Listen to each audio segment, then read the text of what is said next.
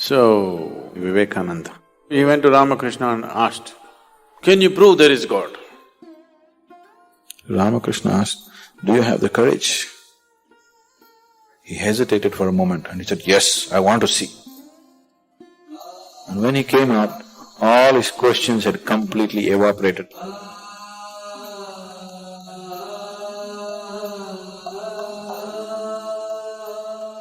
You heard of Swami Vivekananda.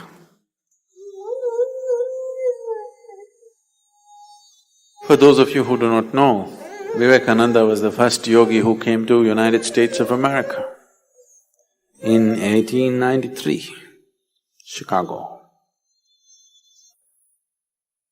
And his guru was Ramakrishna. So, Vivekananda was just 18 years of age and he was a fiery youth. One day, somebody told him there is this mystic, Ramakrishna, you must see him, he has all the answers. You have so many questions, that's where you should go. So he went. He is all fired up, full of intellect and full of argument about everything. He's an activist. He's not a spiritual seeker as such. He has no such intentions.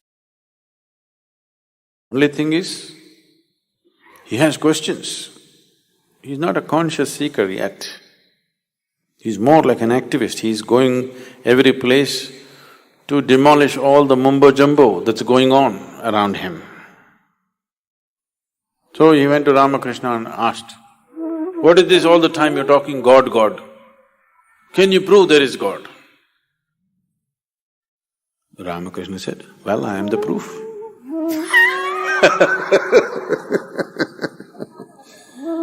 So it just deflated him completely. He was expecting all those head-spinning arguments. Ramakrishna said, "Well, I am the proof, I'm here, this is the proof." Then he made the mistake of asking, "Can you make me experience whatever it is?" Ramakrishna asked, "Do you have the courage?" Vivekananda was known to be a very brave man. He hesitated for a moment and he said, "Yes, I want to see."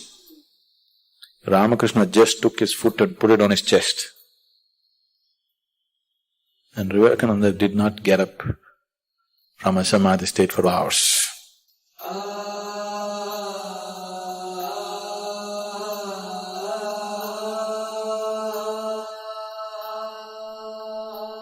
And when he came out, all his questions had completely evaporated. After that, he didn't ask a single question. He saw something that he had never imagined in his life. And then the madness caught him. Ramakrishna himself, if he was left to himself, nobody in the world would have ever heard about him because he had no means to communicate with the rest of the world. He had no way of reaching out to people. He was incredible. Not cunning enough to operate with the world.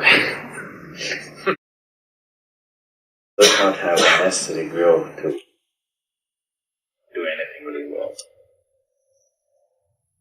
So he chose Vivekananda as his way. He took Ramakrishna all over the world. There have been hundreds of Ramakrishnas, but you heard only of one Ramakrishna because of somebody like Vivekananda.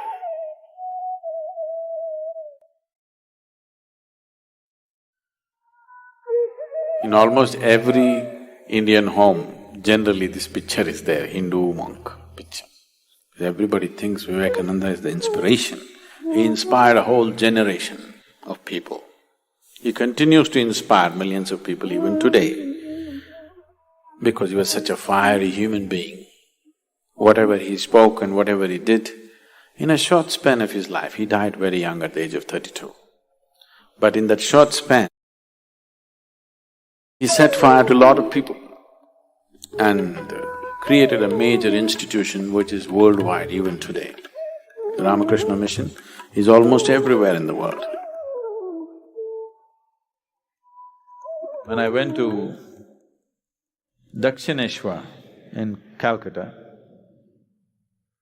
Ramakrishna Paramhamsa, his immediate disciples, after he passed away, when they formed this Ramakrishna mission, a new order, Ramakrishna never gave them initiation into monkhood or anything. After he passed away, these people decided that they will dedicate their lives to spreading his message. They came together and they became monks by themselves. They decided their lives must be dedicated to making this message happen. And when they came together and formed a little ashram on the banks of Hooghly in Calcutta, there's a picture of them. They're standing like this next to the river and there's a photograph, somebody took a photograph. You must see these men. These are men, okay? They are like fire. So they took it upon themselves, these 8 people, and Ramakrishna Mission went across the world and spread the message, and even today it's one of the most productive spiritual groups. You know, they're still quietly doing their work in their own way.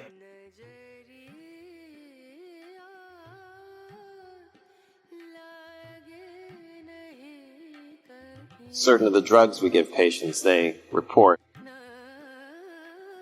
out-of-body experiences. If you have a certain amount of mastery, you can jump off and jump back. It actually happened to many of them. Suddenly everything about them changed.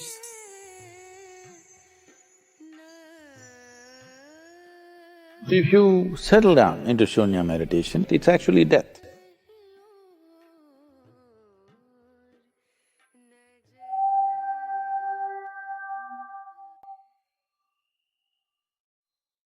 So I want to hear about your thoughts on near-life death experience. A lot of people have, in surgery, said that, middle of the surgery they could come out and see what's happening. Do people really die at that time, or they reach some moksha or heaven, come back? And we see these sometimes where certain of the drugs we give patients, they report out-of-body experiences. When we say death,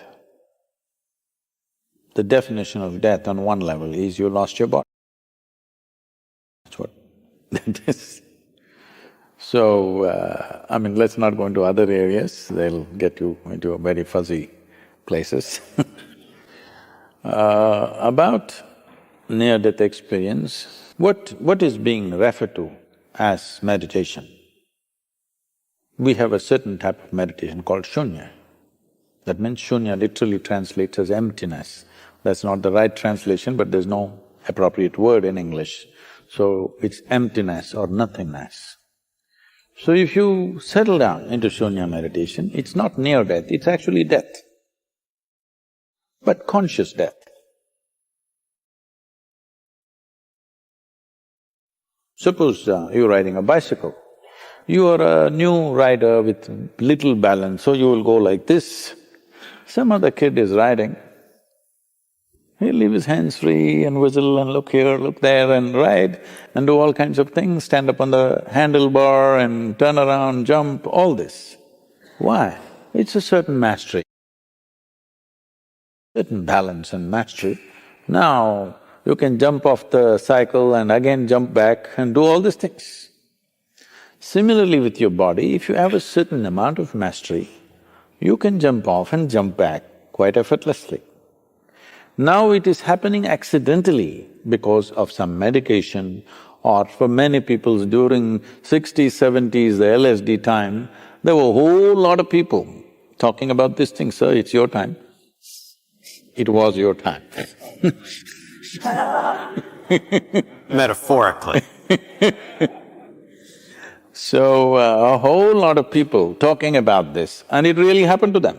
It's not that they were imagining things, it actually happened to many of them, but it was also because it was hallucinatory. Nobody knows whether it's this or that. There's no way to for sure say it actually happened to them or not. But I've met many people of those times who genuinely experienced things with which their lives got transformed in many different ways, in a crazy way.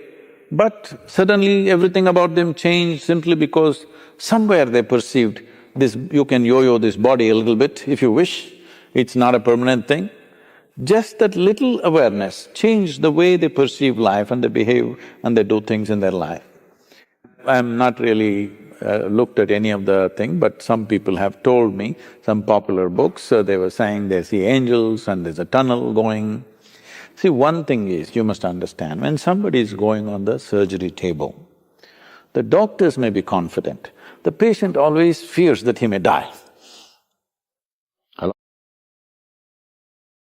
Doctors may be confident, they know the case, they know what they're doing, 99% of the time they're confident what they're doing. But the patient, once he closes his eyes and hands over his life to somebody, he always fears what will happen. So every small thing he thinks is death.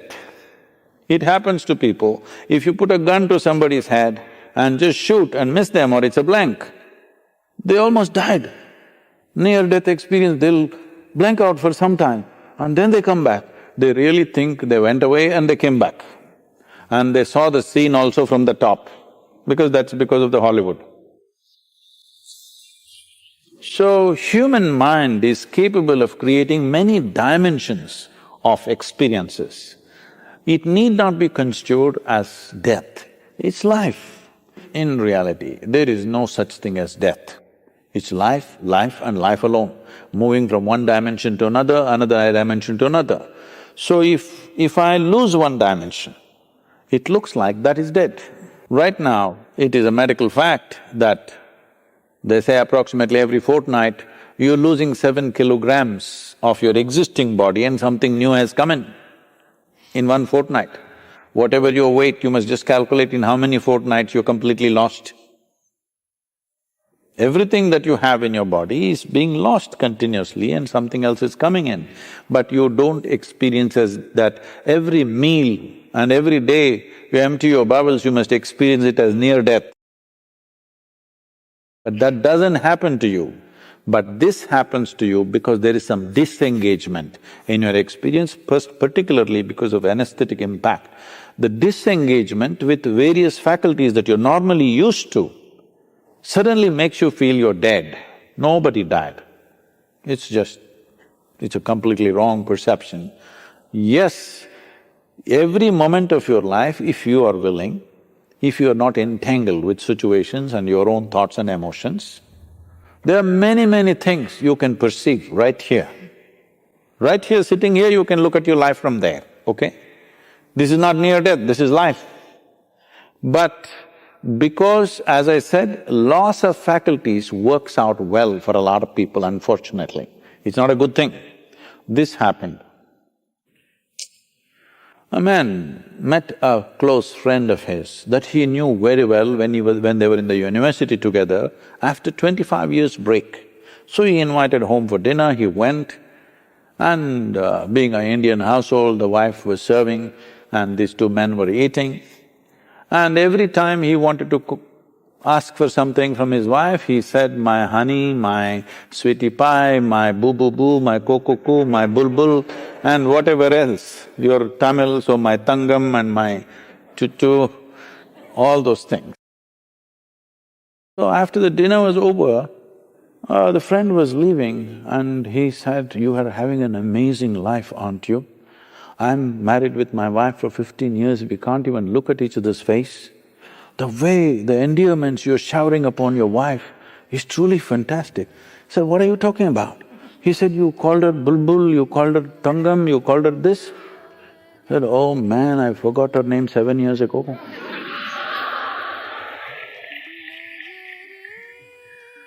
Loss of faculties, unfortunately, work very well for a lot of people because they're suffering their faculties. The greatest faculties that have come to us after millions of years of evolution, unfortunately we suffer because we have not read the user's manual.